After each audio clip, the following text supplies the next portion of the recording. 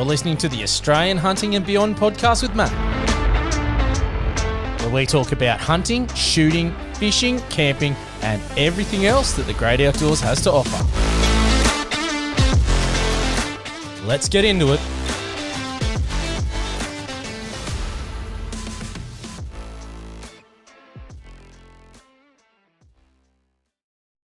Okay, we've got a super important one tonight. You've probably seen the footage that's gone a bit viral. It was on ABC in regards to the helicopter culling of deer down in South Australia, where there were some pretty close hunters to what was going on. And man, that was, I wouldn't want to be personally in that position. So tonight we're joined by Jake Nicholson, who was on ABC talking about what had happened on that footage. And if you haven't seen it, we'll try and put some links up onto be able to access it so you can look in the show notes. And geez, there's so much to talk about tonight and what's happening in South Australia. Jake, welcome to the podcast, mate. Yeah, Matt. Hey, it's an absolute pleasure. Thanks for reaching out. Looking forward to having a chat, mate. As you said, plenty to talk about. Mate, we started talking back in, I think, April, and then July this all came about because I've been a fan of what you do and the videos you put up on Instagram for a while. And then this just started bubbling over. And I've had grave concerns for how deer are being treated for a while now. And that started with the National Feral Deer Action Plan. And that's now being published and pushed around by, in my opinion, it is the Invasive Species Council. Seem to be a big driver behind it, most certainly. They are. And it's interesting because we'll talk about some other places they've got some fingers in the pie as well after we talk about tonight. But, mate, what is going on down there in South Australia? What's this? I guess they're using shotguns. That seems to be the big one. And there is also a bit of I don't know, there's a bit of a rumour that you can't opt out as a landholder for aerial culling as well. Is there any truth to that? Yeah, so you got to wind the clock back a little bit to sort of figure out the nuts and bolts behind the whole movement, what's happening in South Australia now. So back in 2019, there was a change in legislation on deer themselves, and it's gone from being basically controlled to eradicate. So big change for the whole outcome of deer in the long term. So there was very little pressure on landowners initially. Obviously, there's been a ramp up in government funding and the use of the helicopter to try and exterminate the deer from the landscape. But now this has been in action for a little while. They're getting more and more forceful, which they can do by law because it's legislation to try and eradicate the deer. So farmers that may have been controlling deer on their own properties and were happy to have a sustainable amount of deer on their property are getting forced away from that sort of ideal that they had. So now, currently, if you've got any deer on your property, you are seen to be not, meeting the requirements by the law to have eradicated deer from your property.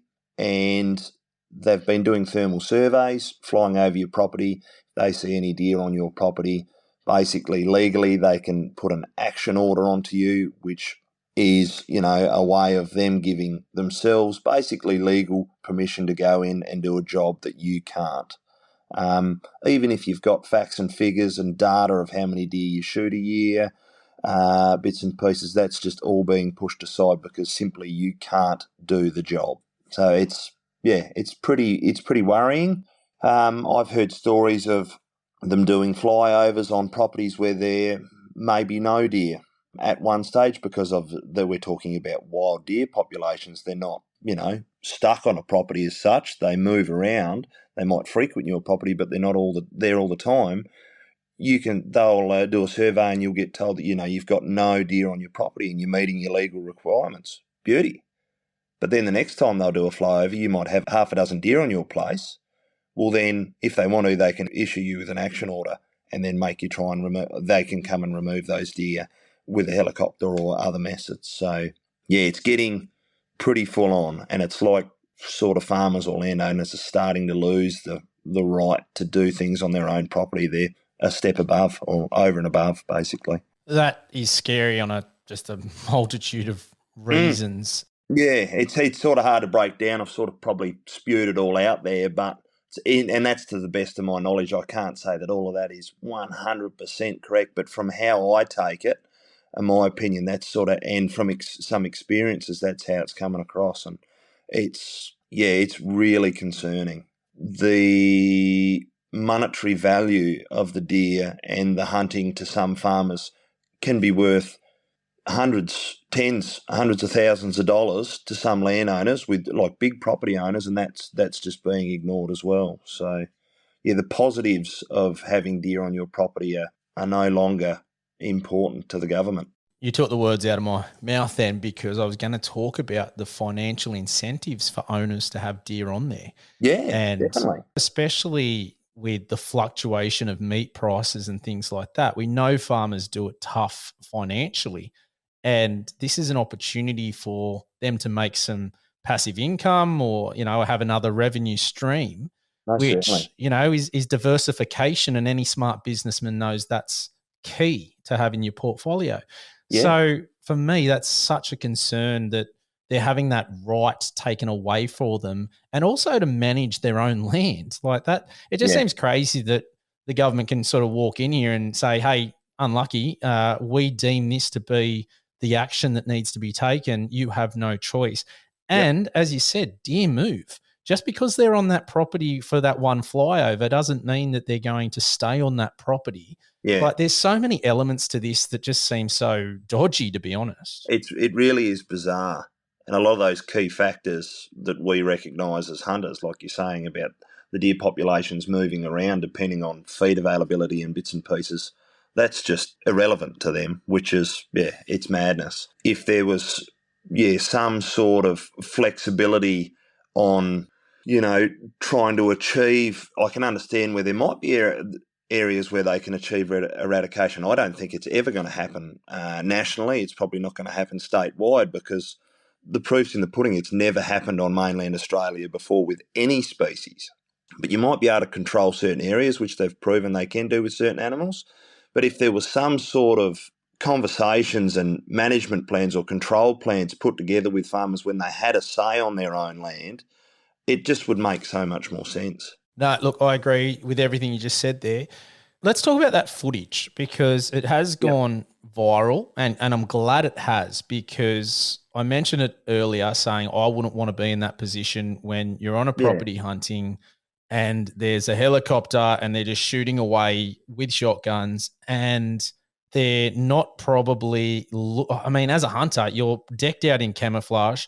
While you're in camo, it's not a state forest like over here in New South Wales where you're wearing blaze orange. It's not a requirement in South Australia. That's right. That would be very concerning, that they can see you from the helicopter. So there's Yeah. a chance of you actually getting hit. Now, thankfully, I'm taking it no one got hit with anything, but No, no, no. still damn dangerous. Oh, exactly.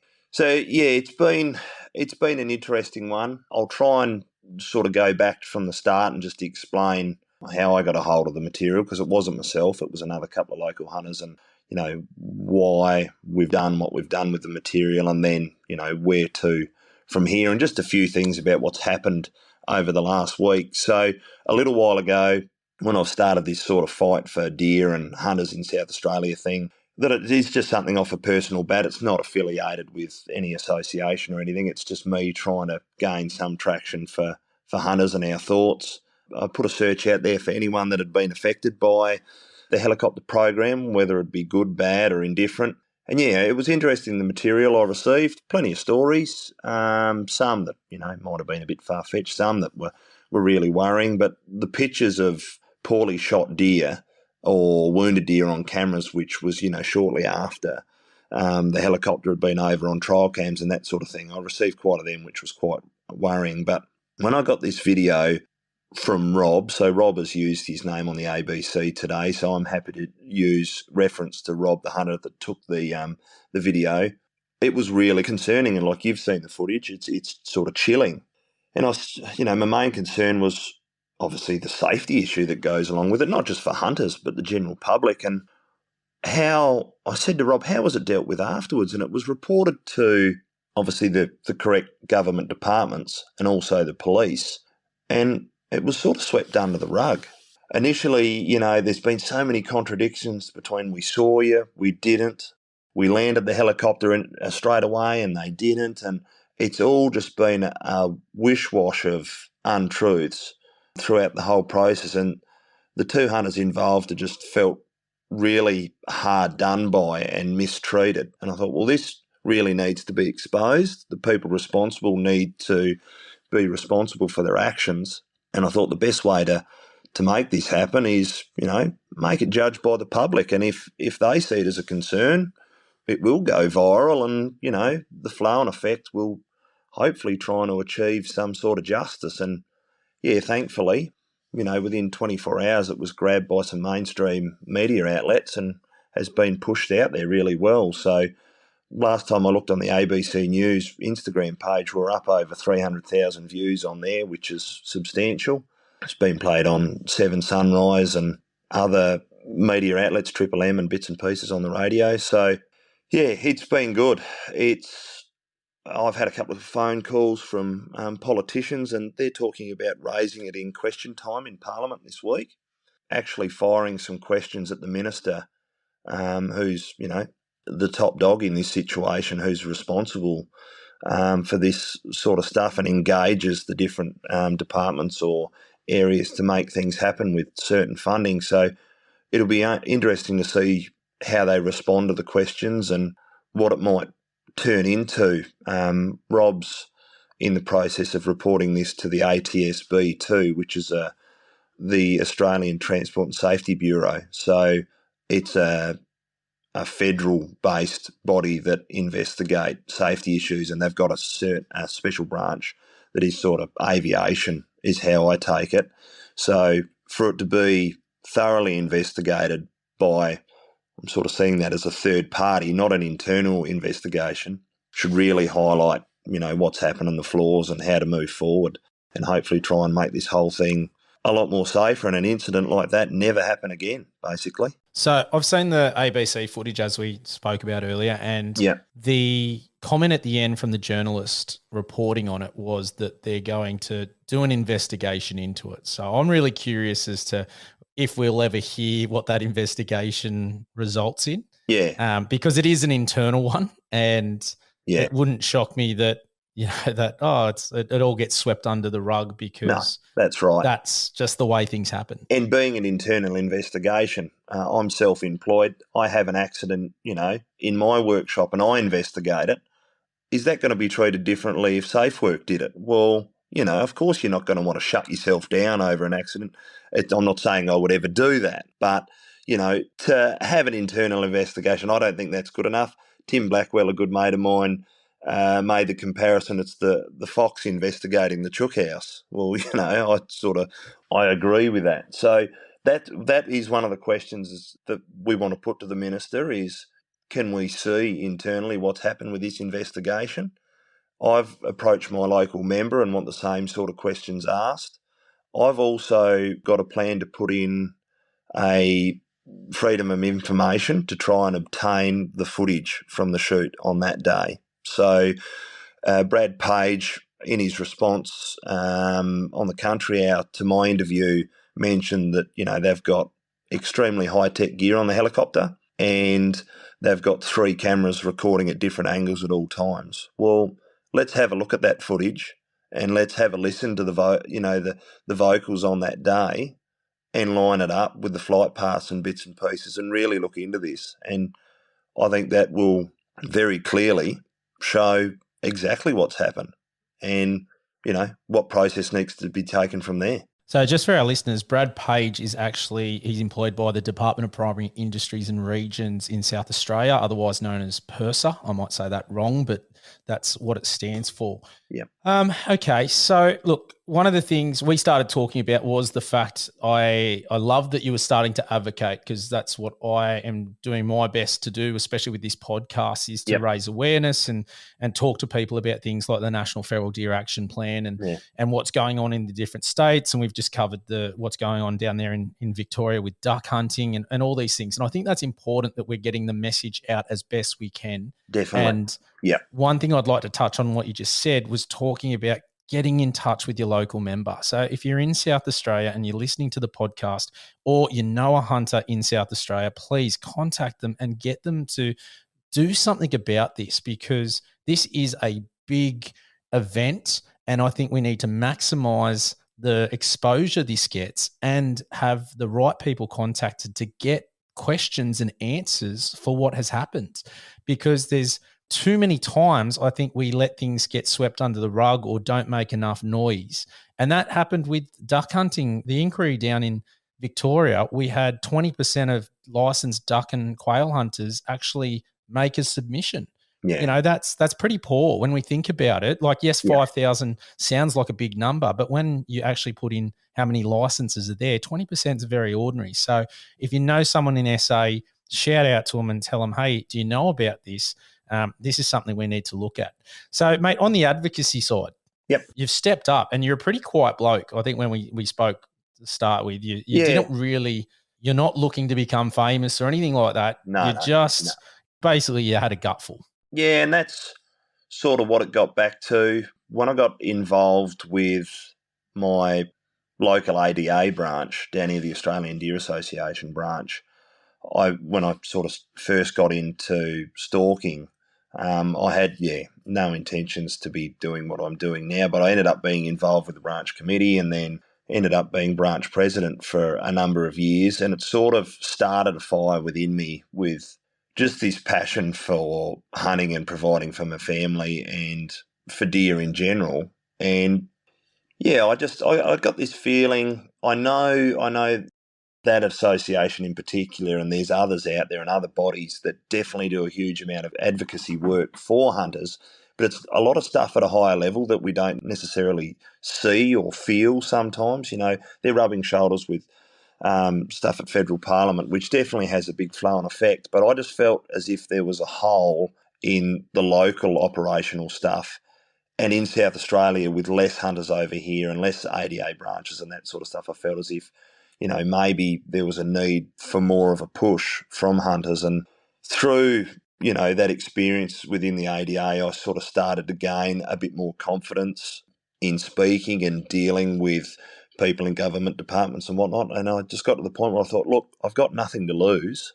If I make a few mistakes or whatever along the way, well, so be it. But at the end of the day, I can sit down and think, look, I'm giving this my absolute best shot, not just for myself personally, but everyone else with a similar interest that wants this to be a part of their life for a long time and for generations to come. So, it's sort of made me a little bit more exposed and in the public eye, and I've been a pretty busy boy the last sort of 6 months with it all. But it is rewarding, but I've just been overwhelmed with the support from the hunters, not just in South Australia, but Australia-wide. There's a lot of people that, just shoot you messages and bits and pieces that help keep you driven and keep you going. So shout out to all of them at the same time. All right, so firstly, I want to echo their sentiments and commend you on stepping up and doing it. We need more good people stepping up, and it is quite confronting. And I will say you spoke extremely well on the ABC and portrayed hunters in a good light, which is really important, because I do feel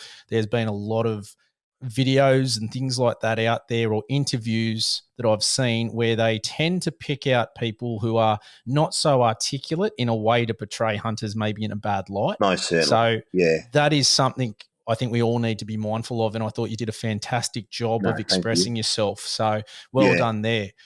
Cheers. I think it's a good segue into the shotgun side of it and where that has come from, because Danny Ryan, chair of Field and Game Australia, we had him on the podcast recently, and he raised a couple of things about using shotguns and how it is deemed to be super effective, and it reduces a few different things. And I sort of went, I want to find out more about this. Yeah. So I did jump onto PIRSA and go through their website, and the document that they've based the research on about using shotguns is there for anyone to access. And I will put a link up in the show notes for people to jump on and have a look. So be worthwhile. we're going to have a bit of a chat about that and unpack that document, because that seems to be the gospel that they're using to justify the aerial culling with shotguns.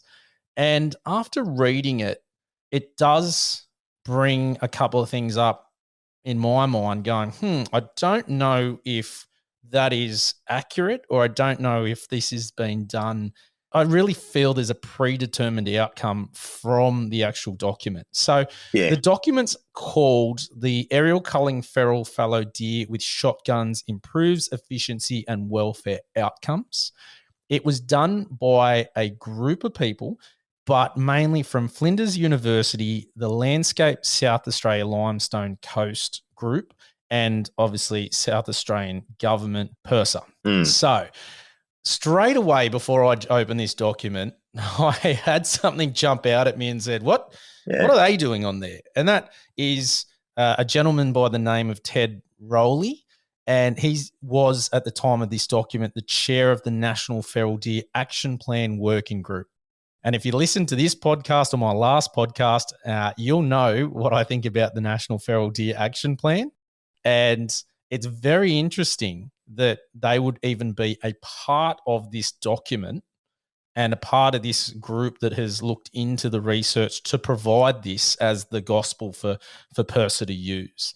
That just alarmed me straight away. Yeah, you look at the list of the names at the top of the page and you just think, well, righto, so you've got half the people on there are being paid by the government to make this stuff happen. So they're going to want to justify their jobs as best as possible. I always say that there's predetermined bias already before I've even started looking at the document and seeing the groups that are working on this. Yeah. You sort of know which way it's headed before anything's even happened. Yeah. Yeah, you read the title, you look at the names, you know where this is going. 100%. Really, I couldn't agree more. Yeah. So we're going to break down it bits and pieces, and we're not going to go through the whole document because that would take forever. But realistically, they predicted before, and that's not uncommon, that before a program was done and the research was done, that there's a prediction of what happened. I'm not a big fan of when things are predicted, only because that can lead to bias, as I just mentioned. And what they were saying is the main sort of things they were looking for or predicted was that it would increase the efficiency of the program. It would improve welfare outcomes for target animals by the following: 1, reducing the time between the first shot and death; 2, shortening pursuit times; and 3, increasing the likelihood of multiple projectiles penetrating the thorax of target animals, leading to more fatal injuries of vital organs, thereby minimizing time until death. Now, the way this was conducted was with 2 shooters in a helicopter, a thermographer as well, and they were using a Benelli M2 semi-automatic shotgun with a red dot. Yep. And the second shooter, the backup shooter, was using a Wedgetail WT-25 semi-automatic chambered in .308. That had a thermal scope on it. So this is where then the numbers start to jump out at me, Jake. Yep. Is there were 611 deer culled. Out of that, they only chose 104 to review the video and audio recordings. Yep. So you've got a 6th. So that concerns me straight away. And then they only did autopsies on 20 animals. Yeah. Now, they've only picked 20 to assess the severity of the wounds and how lethal they were. Yep. So 20 out of realistically 611. Well, you're only looking at, so, of 600, 10% is going to be 60, isn't it? So yeah, exactly. So you're looking at 3.5%? Roughly 3 or 4% of the animal shot. Now, I don't know about yourself, but that's not a huge percentage. And you think about your personal results as a hunter when shooting deer, you think about how many shots you've had, how many animals you might have taken down, the variances on things that happen, shot placement, even just how projectiles perform in bits and pieces. So to only look at 3 or 4% of a controlled situation, probably on the low side, I would think. So I can't help you there because I still haven't got my first deer on the deck yet. So, but I know how many you shoot, so I'll refer back to you on that one. Oh, yeah.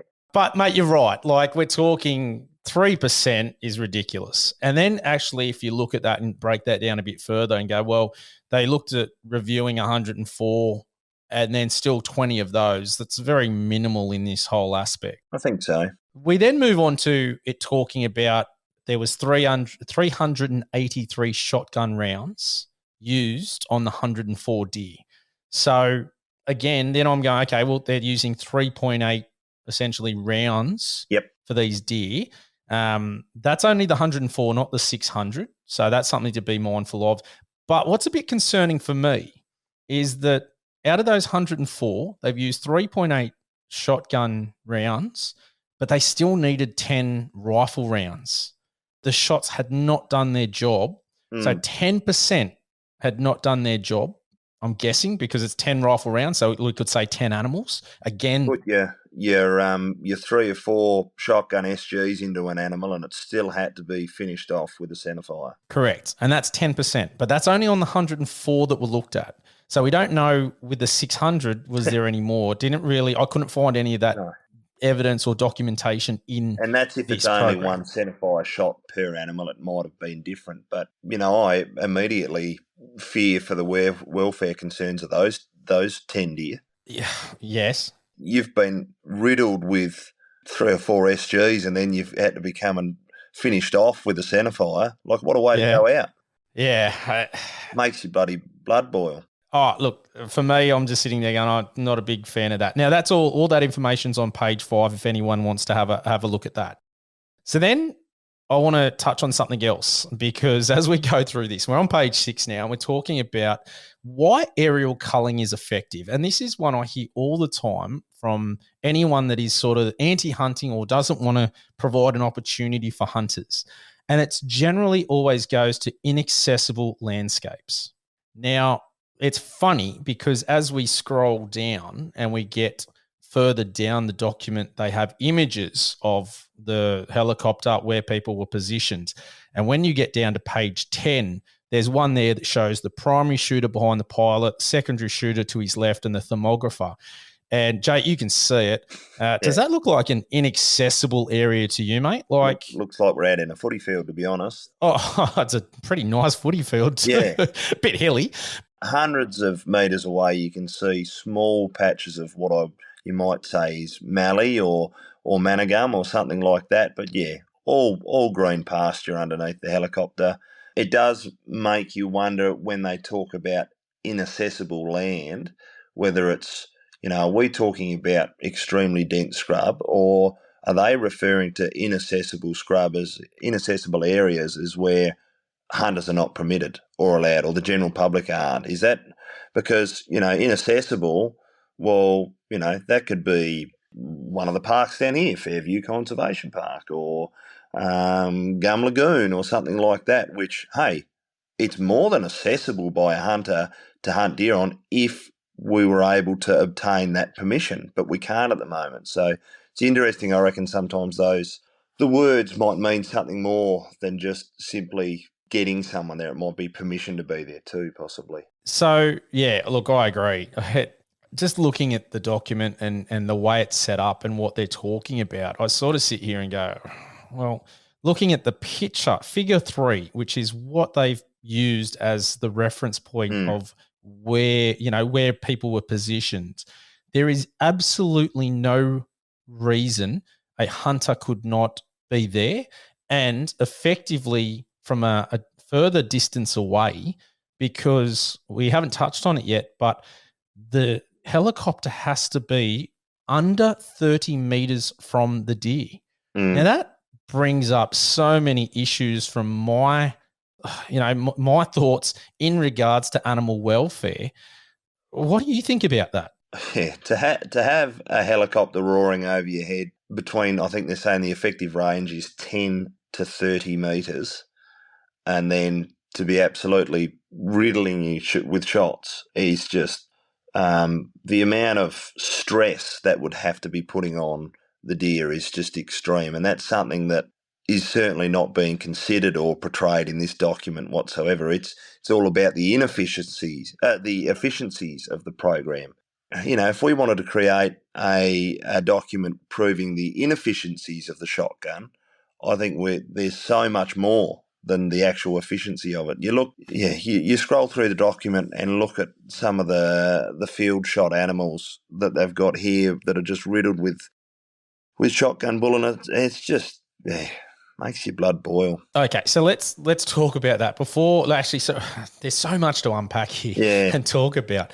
The animal welfare side, there is no way that you can tell me that a deer, which is a flighty animal, is going to be not stressed by having a helicopter, and a large helicopter, because they actually say in this they had to use a larger helicopter because they had so many people in there. That has to be stressful on the animal. And being chased with a loud shotgun getting rung out at the animal from 10 to 30 meters away while they're scattering because they are in a group. The word welfare does not come to mind when you describe it like that. And that's coming from their own document here. Like, I'm not making this up. And as I said, I'll put a link in the show notes.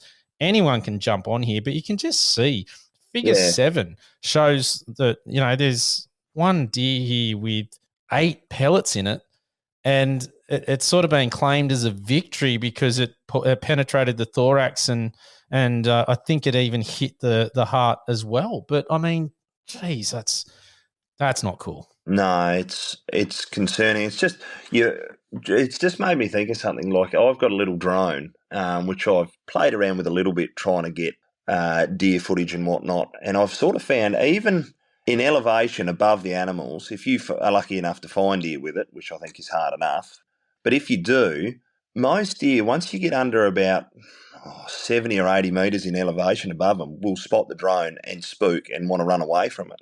So you imagine you're decreasing that distance to 10 or 30 metres, how hard the deer are going to want to run away from that. And this is a tiny little drone, not one of these huge helicopters.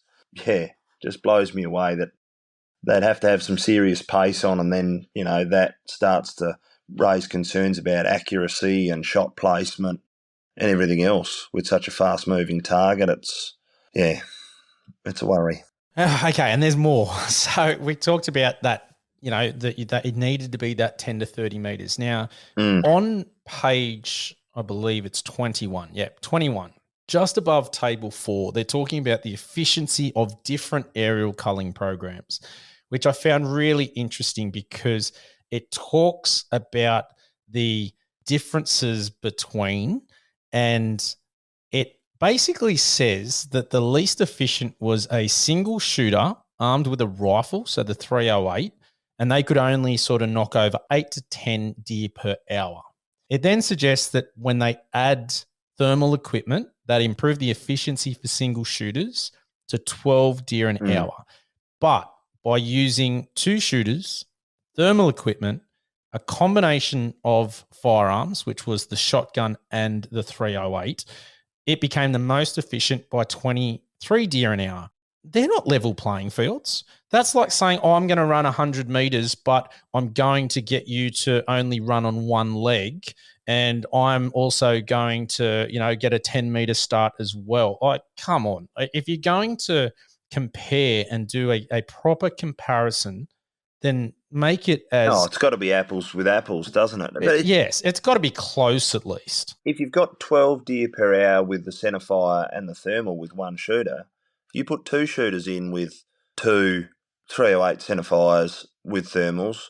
If it's going to work out to be near double, that's 24. So wouldn't that prove to be more efficient, possibly? Common maths would say yes, and wouldn't it? But we haven't even talked about cost yet. We'll get to that, but again, this is just, there's so many parts of this document that are just jumping out at me saying, this needs to be questioned a little bit more. I don't know who's just grabbed this and ran it. Yeah, the whole thing seems to be, which, a lot of things need to be treated like a business, but you've got a heartbeat involved that can be a little bit different. It's not purely just on the mathematics on what's going to get you results. The other stuff needs to be considered, whereas that seems to be pushed aside just to achieve a goal, if you know what I'm trying to say. Yeah, I do. And look, for me, there is some concern here as well, because it's talking about the findings are only relevant to the aerial culling programs with similar deer densities, canopy cover, and terrain. So straight away, that's a bit of a caveat saying it really doesn't cover everything or close to everything, only in this No. little patch of the limestone coast region that we were doing these, I guess, culls, and you can't really use this anywhere else. Oh, the deer densities is a wildly changing variable. It's like going out hunting. One morning you might hunt the same spot and you see one deer. The next time you go out there, you might see 10 deer. The day that they've gone over with the shotgun and the centerfire in there might have been the day that you, as a hunter, saw the 10 deer, and vice versa. So there's so many variables here that would change the results dramatically. Would have they focused the trial or the program that they've worked on here on a spot where they knew they were going to get good results? Who knows? Was it shot? But was it a parkland or farmland that they have shot before, haven't shot before? There's just so many variables that could help them create the results they want to portray. Well, on top of that, so table 4, where they've actually ranked what was the most efficient to the least efficient, and I've said what the second shooter with shotgun and thermal equipment was the most efficient, and then one shooter rifle only. Now, I also have some concerns with ranking them and putting them together, because we know it's not apples with apples, but it goes into that a little bit further. And there is a massive discrepancy in flight hours that they're talking about here. So it's interesting that they've used one part as unpublished data from the Limestone Coast from 2009 all the way through to 2018, which is one shooter, rifle only, thermal binoculars may be used, 947 flight hours. But we're comparing that to the one that's the most efficient, which was having a second shooter with shotgun and thermal equipment. So straight away, they're not apples for apples. 26.3 flight hours.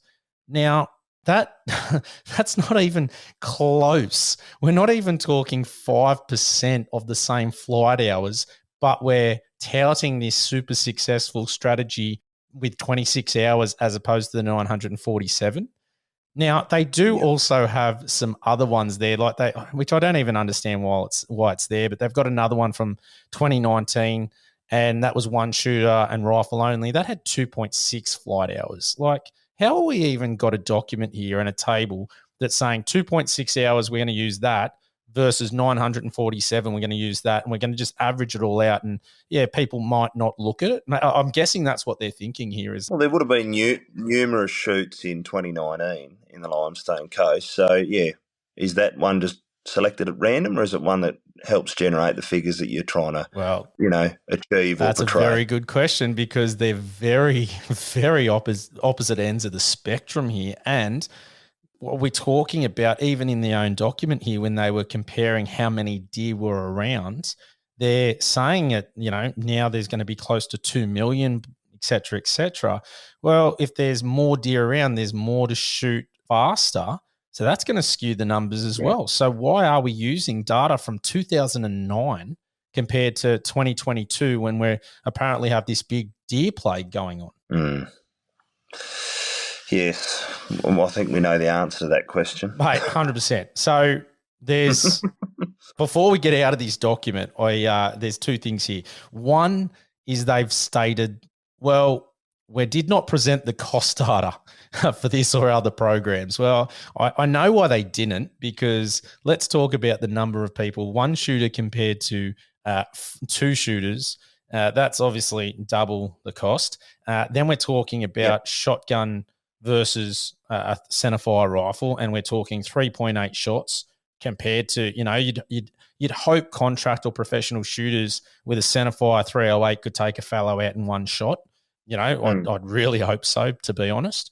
So there's a big cost difference here, and we're not mentioning that. I think that should be part of this, 100% part of this document, saying, when we talk about the welfare outcomes, when we talk about the cost, when we talk about all these different things, let's call a spade a spade. Let's not put in information that's going to paint our objective, because right through this, looking at it's coming back to their predictions at the start, and how can they just justify the prediction, in my opinion. It's meant to be about proving the effect. I think is it effectiveness, or does it say efficiency It in says there? efficiency up the top. Efficiency is not purely number of animals related. We're talking about the cost as well. So in efficiency and welfare outcomes at the top of the document. So efficiency, in my eyes, is a combination of, obviously the result, which here they're trying to achieve the most shot deer as possible in the shortest amount of time, but it needs to be compared with cost, because the most effective way might not be the most efficient. And in that conclusion, it's sort of saying, well, we're just leaving that part out. I'd heard on the Country Hour on the ABC that this trial program was costing north of $75,000 a day to the taxpayer. Yeah, that doesn't shock me. Like, that is scary. $75,000 a day. And you walk around, that just can be in Mount Gambier, there's homeless people. There's people that can't get into hospital for, treatments or surgeries or bits and pieces. This money could be, there's people that can't feed their families, and we're wasting $75,000 a day on shooting a few deer that are then, they're rubbing it in our nose even further by leaving them on the ground, not utilising them and feeding the pests. And we haven't even touched on the amount of lead the shotgun's going to throw into the parks yet. Well, we'll get onto that in a moment, because I want to talk about just one of the dot points we spoke about at the top, when it's talking about increasing the likelihood of multiple projectiles leading to more fatal injuries of vital organs. Again, I come back to, I'm not sure what it's like down there in South Australia, but most of our, I guess, contract shooters are generally going for headshots up here. Interesting that the wording of that is talking about putting multiple projectiles in like it's a positive thing, because that then links exactly to what you just mentioned about the lead going into the animals, because I see two issues with what you just said. I agree with you, but I've got two issues there. Is that A, by leaving them on the ground to rot, that's going to then increase the numbers of feral pests that they want to get rid of. Okay, so there's one. Secondly, what a waste of meat. But that meat then can't be used because of the lead in the animal from multiple pellets. Exactly. And let's talk about lead, because I know it was spoken about on, I don't know if you caught the podcast, Meat Eater. Obviously, you know what Meat Eater is, but they did one there, I think it was in relation to duck hunting and using lead pellets. And they had a biologist maybe on, and they were doing studies on lead on the bottom of the rivers or streams or wherever were being shot. And they said that it had increased heaps, and it was to dangerous levels. Now, let's talk about that, because we know how bad lead is, in the sense that I know my local range shuts down every once a month to get rid of lead, because it can't be there, and there's a specific number that they must hit. And yet we're looking at a trial here that we're just going to throw lead out willy-nilly as much as possible, 3.8 shots per deer. And that's going off their stats only of the 100, so there could be more. Well, that can't be great for the environment. How many farmers want lead out there in their properties? Yeah, and we're talking serious amounts, because, the projected number of deer in the southeast they're saying is 40,000, which I don't agree with that number. I think that's too much as well, and that's a whole other conversation. But 40,000 deer they keep saying is this target that they're trying to achieve. A good friend of mine's played around with these numbers a little bit, and it's the numbers they've provided, so it's not us speculating. This is from these numbers from this sort of document, is that 40,000 deer at your average shot, with the weight bullets they're using, the amount of lead that we're talking, this is 5 tonne of lead that they're going to spray into the landscape. It's not little bits and pieces here. So you're talking a huge amount of lead. The flow-on effects, has that even been considered? I don't think so. Left in the animals, yes. The meat-eating birds, wedge-tail eagles. There's I know some shorebirds that eat meat. Are they going to be affected? Is it going to affect their behaviour, their breeding? Is it going to soak into farming soil that then can possibly go into crops, into feed, into animals? It's, a serious issue that I don't think's been considered by the government. Or it's been deliberately not looked at. And this is one of my concerns Exactly. too, because, I Yeah. don't want to sound like a broken record, but I've spoken about the National Feral Deer Action Plan in depth.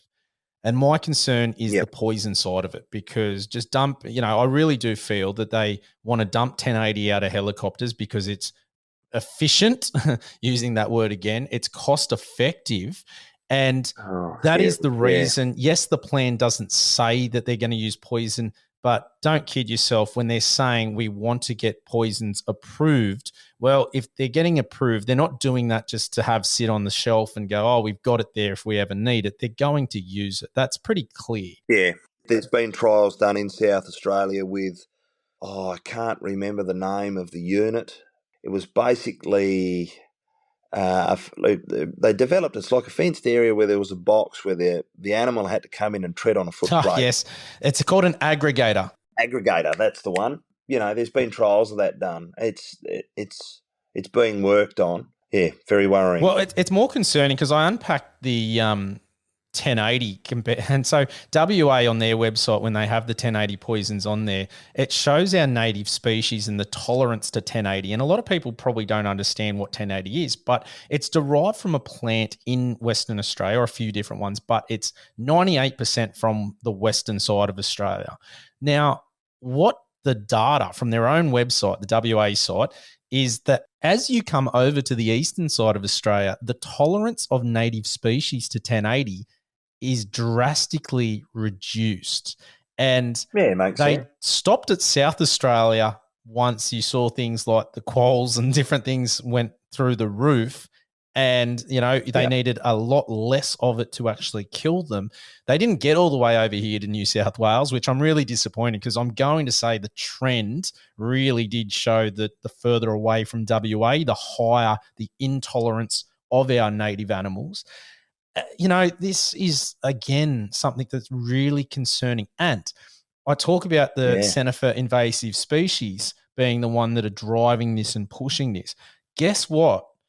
Out of the references, so if you scroll all the way down to page 24 and have a look at the references for this document, the most references there belong to the Centre for Invasive Species Solutions, with 6 different references compared to anybody else there. That, to me, is you have a predetermined person who we know their stance on deer and what they want to do with deer, and they're one of the big contributors to this document, and they've got someone on the group that's looking at this. Come on, there is definite bias there before we've even started really going through and unpacking that. That's ridiculous, in my opinion. Looks like it, doesn't it?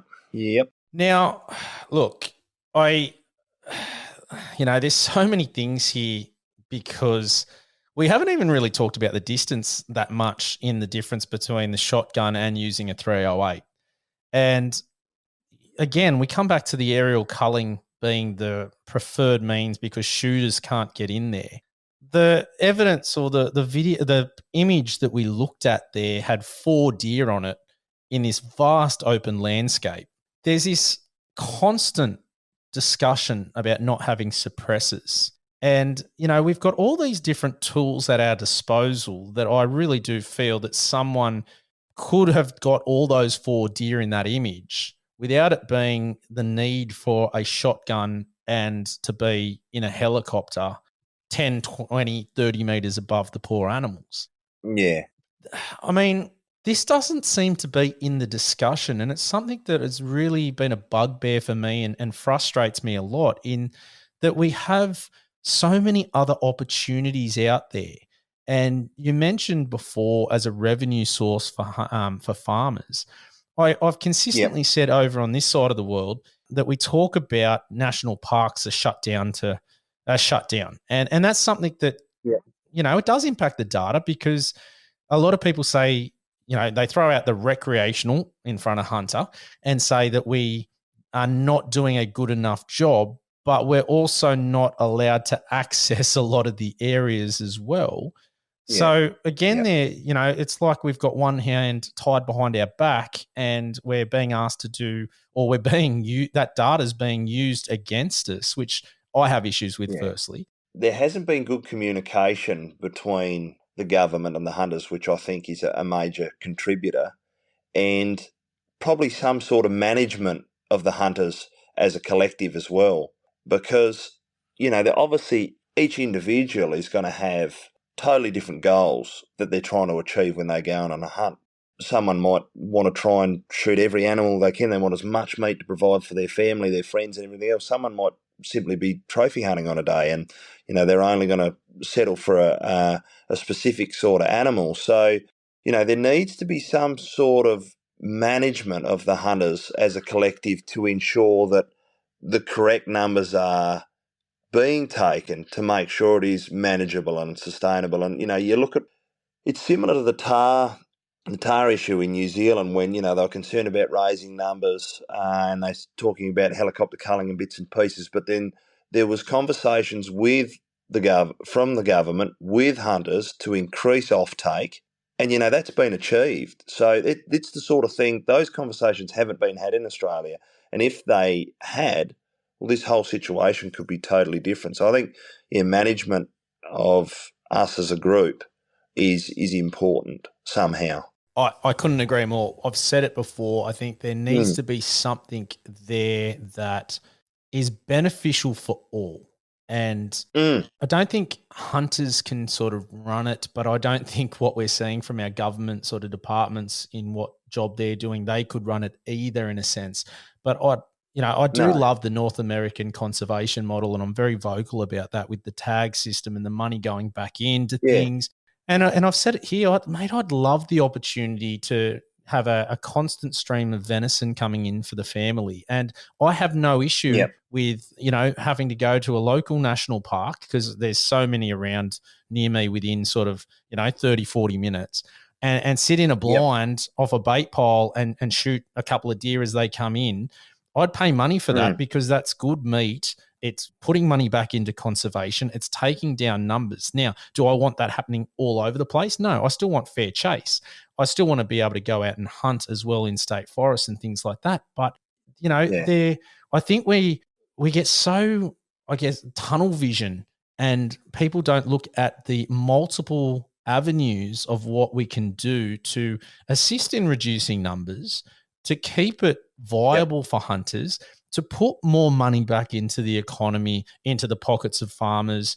There's Yeah. so many elements that could be accessed. And I don't think it's a one size fits all approach. I think it could be such a multifaceted, targeted sort Yeah. of, different aspects of it. I think that's really the way to go. But I don't hear or see I don't really feel that that's ever going to happen here because we're sort of demonizing. No. And, I was really concerned when Danny Ryan, who was talking about the duck hunting, and they're in there throwing feral, to try and, I guess, push the change of a game animal over there in Victoria. And that concerns Yeah. me too, because once that happens, I think that's, game over. You never go back. No, that's right. I just thinking, my mind's just, the bounty system for even foxes and wild dogs is another thing that's worked in Australia in different states. You could do a similar with deer. That'd be an incentive for more offtake. It's something that probably hasn't been considered. The other ones is being able to knock over deer and take them to a butcher. Yeah, yeah, definitely. There's another element there. I'm still astounded, and it really does baffle me, is where crossbows come into the equation. They're quiet.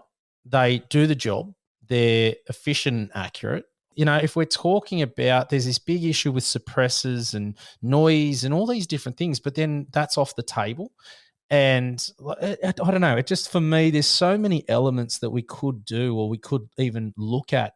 And we're just not even having Yeah. those conversations at the moment, or not that I'm aware of anyway, but I really don't think they're coming. Bow hunting in South Australia, the push and basically the achievement of that is coming, sadly. the way it's looking. So, those other alternatives that might have been extremely efficient in some places in particular or certain situations aren't going to be able to be a tool in the toolbox for the South Australian hunter soon, sadly. That is a big concern. I've talked about that going and it's setting a precedent as well. That's what worries Yep. me is once that precedent is set, it's really Yep. easy for our politicians to go, oh, that worked well over here. I'm going to grab it and I'm going to run with it. And that was my thing with the feral deer plan is that there's a lot of money and resources and gone into that to create this document that's real easy for governments to grab a hold of and use. And, Yep.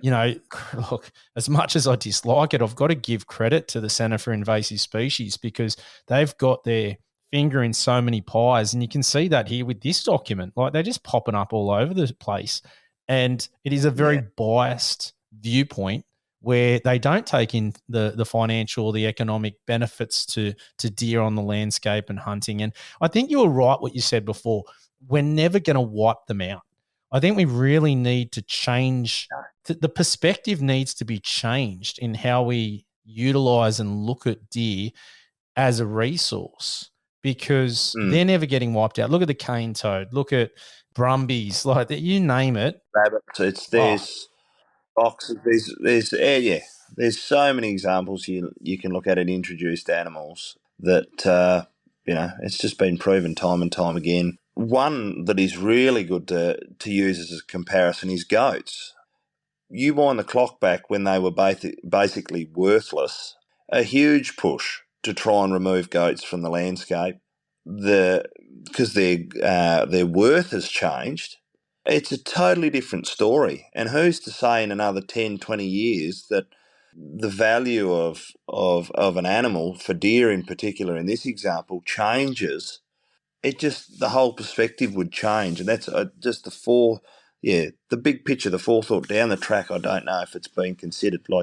With the goats, they're worth 200 or 300 a head now for live export. They're being round up and put on a boat. See you later. Farmers love them. If you wanted to go up and shoot a goat off a farmer's property, he'd tell you to piss off these days. It wasn't the case a few decades ago. So I think that's slightly changed up here in New South Wales. I know they've dropped down, so there's a lot of farmers actually allowing people back in. But you're right. For a time there, it was just we're going to muster them up and we're making a fortune off them. And that has been a big money maker for farmers. And good on them. I can understand why they would do that to supplement their income as opposed to letting hunters on to take one or two. Interesting with the goat side of things, though, I have been watching a little bit on, I think it was Instagram, but they took in a herd of goats into an area that was just sort of really, I guess, prone for bushfire or wildfire, because I think it was in the States, and they let these goats just do their thing. And they basically clean the area. Now, we are susceptible to bushfires at the moment. They are predicting it's going to be a really bad season because there's a lack of a window for us to do back burning and prescriptive burns and things like that. I don't understand why we're sort of not looking at it going, okay, well, is there the possibility that we use goats to clean up areas for that minimizing the amount of fuel load that's on the ground? I just think we demonize or we get this thought in our head going, that's not an animal that should be here. If that animal shouldn't be here, we've got to try and get rid of it. We can't see it to have any benefit, even if it does. And then on the other occasion, though, I look at the brumbies down in the Kosciuszko National Park and the Snowy Mountains, and mate, everyone loves them. And it's really hard for them to do anything about it because we have this affinity with the man from Snowy River. It's really interesting sometimes when you try and understand the logic behind some of these things, it just doesn't make sense. No, that's right. There's definitely pros and cons for every situation that sometimes others are looked into more than the alternative. But it's this whole thing just makes your mind baffled, doesn't it? Mate, it does. And I think that's probably a good way to wrap it up is that I'm just astounded like you are that we're seeing what's going on there in South Australia and the way it's looking, whether it be the bow hunting ban, whether it be, culling from helicopters with shotguns. Yeah, there's just so many things. I scratch my head and go, what is going on? Who are making these decisions? And wow, I don't know what else to say. So Yeah, it's certainly interesting times and probably hard times for hunters and especially, our deer. But we've probably got to try and stay as positive as we can. And as you said, get our voices heard by talking with your local members and, sharing the appropriate material and just basically keep working at it. Don't give up. Mate, I love what you're doing down there and stepping up to advocate. We need more of it. As I called out for people before, if anyone down there in South Australia, get them to get in touch with the local member and, start making their voices heard, because we really need to start doing that. So please take some action, whether it be sharing Jake's footage that went on to the ABC. We'll put the links in the show notes and I'll try and put it up in on the socials as well. Please get it out there as much as possible. I don't care if you don't share the podcast. I just want to see that footage go out there and try and start getting into, start being on the front foot for some of these things. So if you haven't already, mate. It all helps raise awareness. Exactly That's right. what it's all about. And safety concerns it's regardless of how this all works, we don't want hunters or the general public to be unsafe. 100%. So 100%. Couldn't agree more. It's no deer's worth your life. I've said that many a time. No, 100%. Mate, really appreciate you giving up your time and coming on tonight. I know you're a busy man with everything's going on down there. The opportunity. I'm not sure if you've been on any other podcasts, and if you haven't, a shout out to all those blokes out there, because they probably got listeners that I don't have. Get him on and start making this aware, and as many people and hunters that we can. That would be ideal. No, appreciate it, mate. Thank you. It's been good fun. Cheers. All right, guys. Thanks for listening, and we'll catch you next time. Bye for now. If you have a topic, guest, question, or any gear that you want to hear about on the podcast, shoot us an email, australianhuntingandbeyond@gmail.com. Alternatively, find us on Facebook, Instagram, and Twitter. All the links are in the show notes. If you haven't already, make sure you give us a review and subscribe to our podcast on whatever platform you're listening on. Thanks for joining us, and we'll catch you next time.